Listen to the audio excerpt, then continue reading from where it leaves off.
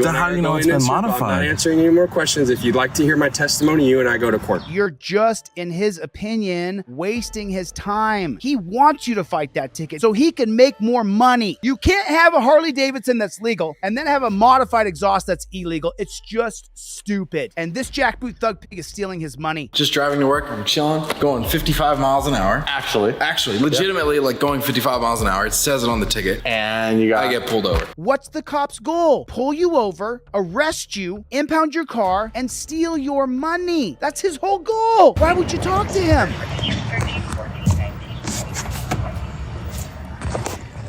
Good thing we got cops to check out your exhaust pipes, right? Forget about your store being stolen from. Forget about your home being burglarized. This guy's got a modified muffler. We had better get him, boys.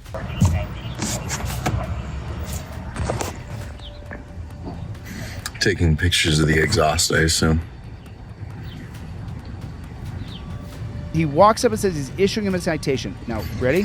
Okay, so I'm issuing you a citation for your modified exhaust as well as not having a front plate. Okay. You say, I invoke my Fifth Amendment right to remain silent. You don't say okay. You don't talk to cops. They want to arrest you, baby. They want to put you in the dungeon. I understand the front plate ticket because I forgot to put it back on. Right. In the past with work, I was pulled over in a company car for not having the front plate on, and the officer said if I put the plate on, he would allow the ticket to go. Can I put my front plate on? Hold on. It's a correctable violation, so yes, as soon as you put it on, you'll take this citation there and they'll sign it off. Is he looking in plain sight for something he can charge you with? Is he trying to charge you with a crime? Is he asking you if the driver's license address is the same as your current address? That's a ticket right there if it's not done in the proper time. He hopes to God he can arrest you. Okay, so I just put the plate on, go to an officer, have him right there. Okay. They'll sign it off. Okay. All right. And then how do you know the exhaust is modified? That's not stock, number one. I just bought this car. I get you saying you just bought it, but it's been modified. You plead the Fifth Amendment. Slip it down from your visor. You plead the Fifth Amendment. You don't talk to these pigs. Okay. And not have it modified. What's wrong with it? If you disagree with me, which it sounds like you do, you and I go before court. What's wrong with the exhaust? I just told you I'm citing you for modified exhaust. But what's wrong with it? Since you disagree, you can modify an exhaust.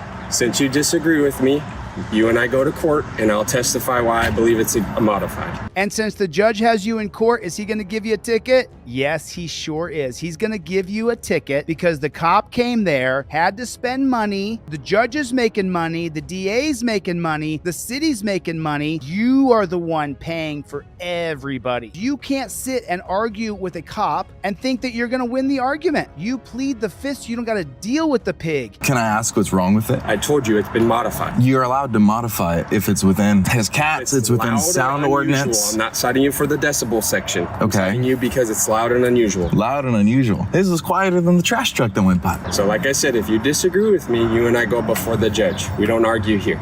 Okay. Do you have any other questions? He doesn't give a shit. Put a 1 in the chat if you know that cop doesn't care about your wallet. He doesn't care about taking your money. He doesn't give a shit about you. Forgive me for the SHIT word. So, for a future car, if I want to ever change the exhaust, if I need to go now, spend my money to go buy a factory exhaust. Correct. What do I need to know what exhaust is good and what isn't good? To make sure that it's not loud or unusual. Loud? What's loud? Again, if you're not citing me for the decibels, right? Correct. So then what's loud? Exhaust. Modified. You and I are going in circles. Okay, I don't understand what the problem is. If you disagree with me, you and I go before the judge and I'll testify why it's loud and unusual. As soon as you start this car and it catches it being loud again, we'll play this for the judge and it'll be for the judge to interpret. Okay, but what's like, you're not testing me for the decibel. It has catalytic convergence, it's perfectly California legal. So what we're doing now is what we do at court. So do you have any other questions? You're wasting my time, dude. I got to get back on the road and give out more tickets and try to arrest people, take them to the dungeon, because I make real money when I go to court. I get overtime pay for going to court. I want to know if I need to buy an exhaust for this car. Yes, it's been modified. Okay. Do you know what the stock exhaust on the car looks like? I do not know what the stock Then how do you know it's been modified? Because I can look underneath your car and see it. Then how do you know it's been modified? I'm not answering any more questions. If you'd like to hear my testimony, you and I go to court. It's about the money. What about the guys on the side of the street? What about the homeless? They're living in tents. They're shooting drugs, they're having sex, they're pissing, they're pooping all over the ground. They don't have the wallet that you do. The wallet that you have is going to fund my pig department. Give me your money. Give me your money. That's all they give a shit about. They don't care about you at all. These cops don't give a shit about you, baby. You remember that. So you looked under the car And you saw the cat. So this is what you do in court. You would ask me this.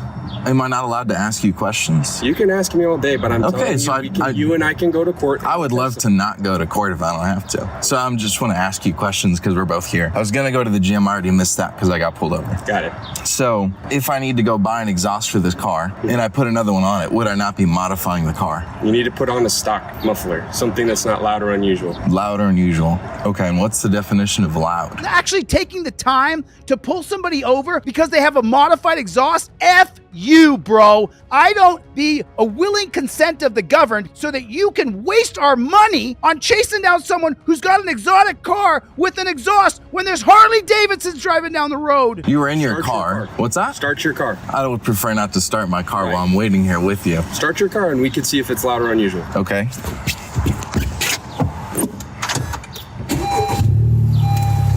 Was a Harley Davidson starting up, you wouldn't even be able to hear it. Not very loud. We're still talking at a normal voice, right? Correct. But when you're driving, does it go up?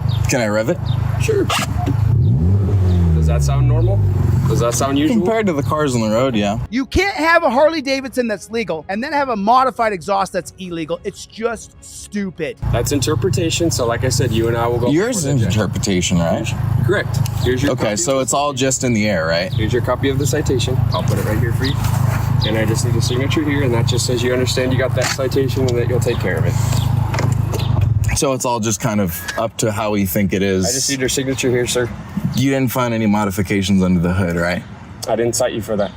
But you didn't see anything else, right? I just need your signature here. You plead the Fifth Amendment and then you shut the front door. It's on a damn trifold that I made for you. I invoke my Fifth Amendment right to remain silent, and then I'm gonna shut the front door. If he says any other words to me, I'm gonna say, do your transaction. I've already pleaded the Fifth Amendment. I invoke my First Amendment right to be pressed. Leave me the fluck alone, bro. Get away from me. Can you step out of the car? Sure, I will. I don't consent to searches or seizures. Get away from me. Why are you acting that way? Because I don't like pigs. I don't like you stealing the money out of my wallet, you jackboot thug pig.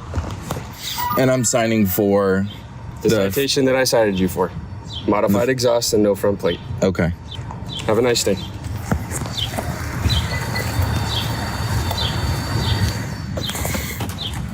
Oh, gosh. You don't matter to these jackboot thug pigs. Your life to them, irrelevant. You got hurt during the interaction? You shouldn't have resisted. If you die, don't break the law and breathe easy. Am I incorrect about this? I think I'm spot on. I think I'm dead center. If I was throwing darts, it would be a bullseye.